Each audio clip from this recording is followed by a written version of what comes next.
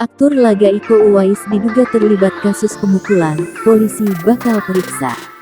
Aktor laga Iko Uwais dijadwalkan diperiksa penyidik Polres Metro Bekasi Kota pada Selasa tanggal 14 Juni tahun 2022 besok. Pemeriksaan terkait laporan dugaan pemukulan yang dilakukan Iko Uwais dan saudaranya FR terhadap pria berinisial RD. Kasat Reskrim Polres Metro Bekasi Kota Kompol Ivan Aditira mengatakan, pemanggilan Iko dijadwalkan berlangsung pukul 9 waktu Indonesia Barat. Sedangkan untuk terlapor FR, dijadwalkan berlangsung pukul 10 waktu Indonesia Barat di Mapolres Metro Bekasi Kota.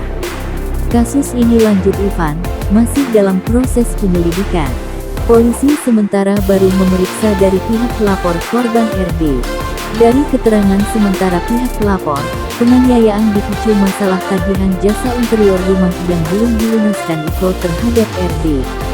Kasus dugaan penganiayaan ini terjadi pada Sabtu, tanggal 11 Juni tahun 2022 malam di Kompleks Perumahan Sumarekon, Bekasi. Iko dan RD merupakan tetangga. Peristiwa bermula saat korban baru pulang ke rumah dan dipanggil Iko untuk berbincang.